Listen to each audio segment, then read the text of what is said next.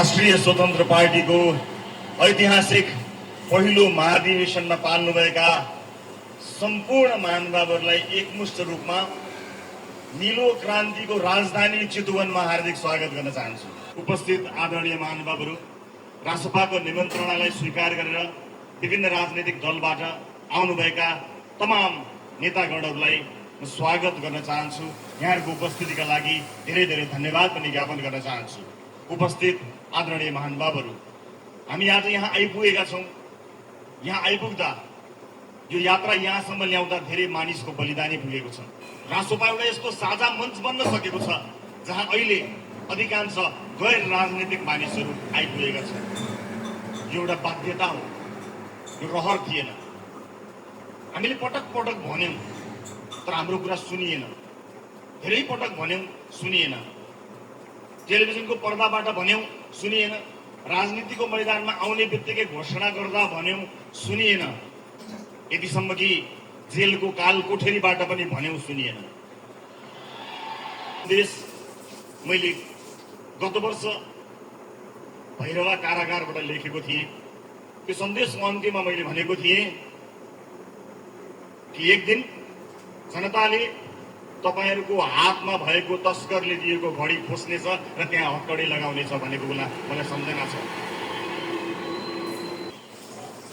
आज रासोपा प्रतिशोध र दम्भ भन्दा निकै टाढा गएर नागरिक जिम्मेवारी पूरा गर्ने एउटा अदम्य जनमत बोकेर उपस्थित भएको छ। र म आज मञ्चमा उपस्थित तमाम नेपाली राजनीतिका शीर्ष महानुभावहरूलाई साक्षी राखेर भन्न चाहन्छु कि निर्धक्क हुनुहोला। देश रासोपाको हातमा छ, देश सुरक्षित छ।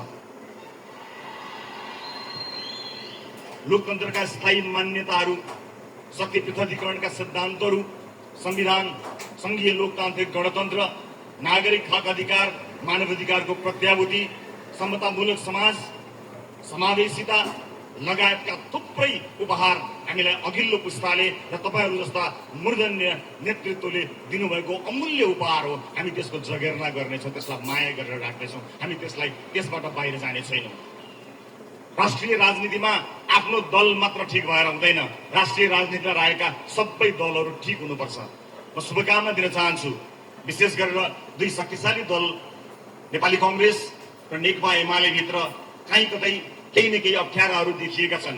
त्यो अप्ठ्यारो त्यो दलको मात्र होइन, त्यो दलको अप्ठ्याराहरू सुल्झिएनन् भने समग्रमा त्यो देशको अप्ठ्यारो पनि बन्न सक्छ। मेरो शुभकामना छ, आफ्नो दलभित्रका अप्ठ्याराहरूलाई मिलाउनु होला। हामीले इतिहासलाई जवाब दिनुपर्छ।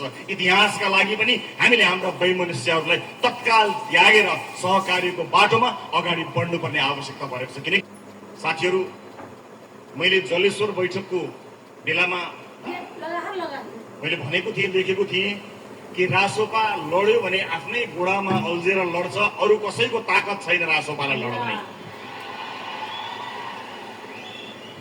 आज यसलाई अझ बढी सार्थक बनाउने बेला आएको छ।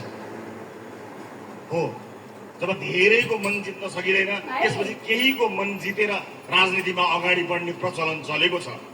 तर त्यो प्रचलनको बिउ हामीले रोप्न हुँदैन। त्यो बिउ हुर्कियो, बढ्यो, फुल्यो, फल्यो भने के हुन्छ भन्ने कुरा त भर्खरै हामीले देखिसकेका छौँ। त्यसकारणले गुट र उपगुट बनाएर हामीले त्यो बिउलाई रोप्यौँ भने भोलि देशले दिने फल त्यो विषालु फल हुनेछ। र अघि पार्टीका वरिष्ठ नेताजीले भन्नुभयो जस्तै त्यो फल यदि फल्यो भने हामीले त्यो वृक्ष नै काट्नुपर्ने अवस्थामा हामी पुग्नेछौँ।